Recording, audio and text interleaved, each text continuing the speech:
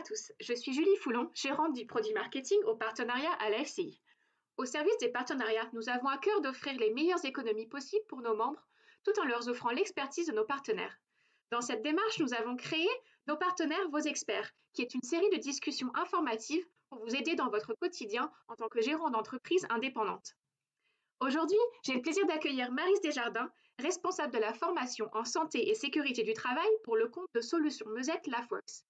Elle abordera dans cette discussion les impacts de la modernisation du régime de la CNSST au Québec. Bonjour Maryse. Bonjour Julie.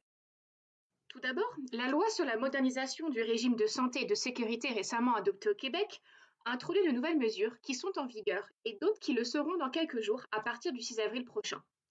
Elle crée notamment un régime intérimaire en prévention. Maryse, pouvez-vous nous en dire en quelques mots qu'est-ce que le régime intérimaire?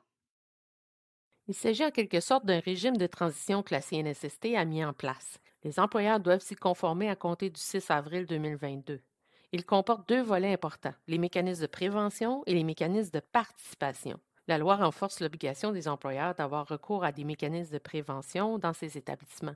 Toute entreprise doit faire l'identification formelle de ces risques. Les entreprises de 20 travailleurs et plus doivent non seulement identifier les risques auxquels les travailleurs sont exposés, mais aussi les analyser, en vue, bien évidemment, de trouver les solutions efficaces.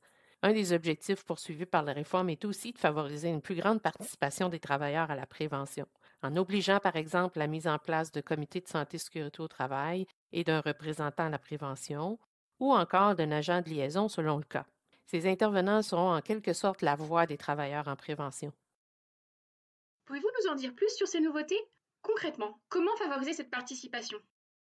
Le représentant à la prévention et l'agent de liaison ont à toute fin pratique le même rôle, soit d'assister au quotidien des travailleurs dans toute question en matière de SST.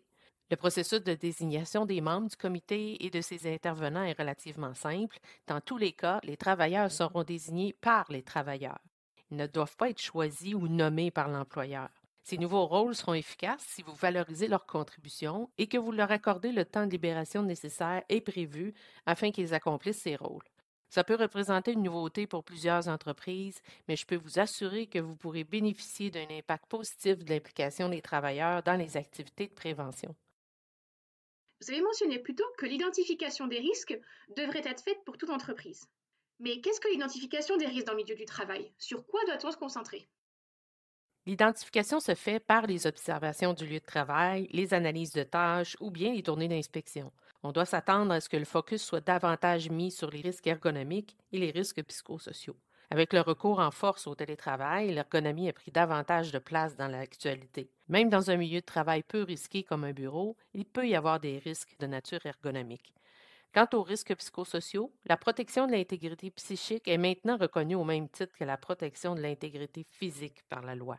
Il est donc primordial de reconnaître les situations malsaines ou toxiques. Comme employeur, il faut voir à prévenir et faire cesser le harcèlement, mais aussi prévenir les événements traumatisants, la violence en milieu de travail, qu'elle provienne de collègues, clients ou que ce soit de la violence conjugale qui se poursuit sur les lieux de travail. En lien avec la modernisation, faire partie de la mutuelle FCI vous donne une longueur d'avance. Dès l'adhésion, un conseiller en prévention vous est attitré, c'est votre point de contact privilégié et celui-ci vous aidera à l'identification de vos risques prioritaires. Au niveau de la formation, des économies substantielles vous sont offertes en étant membre de la mutuelle et même certaines formations sont incluses sans frais pour vous et vos équipes. Une panoplie de sujets dont certains mécanismes de participation, exemple comité, de même que l'accès à des outils en ligne et les documents de référence. Consultez l'offre de services complète de la mutuelle en utilisant le code QR à l'écran. Maryse, un grand merci de nous avoir éclairé sur les impacts de la modernisation du régime de la CNSST au Québec.